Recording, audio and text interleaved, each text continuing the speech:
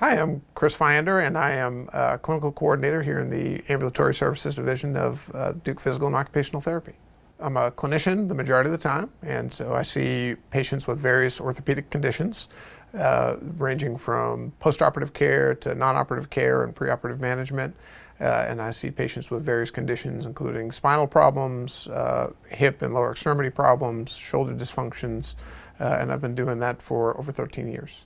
I always knew I wanted to be in healthcare, and what drew me to physical therapy is the interaction you get to have with patients. And so you get to interact with them not just one time, but generally speaking, you get to see them over a spectrum of their care, and you get to really help empower them along the way and see them through their progress on a more regular basis than you would in other aspects of medicine.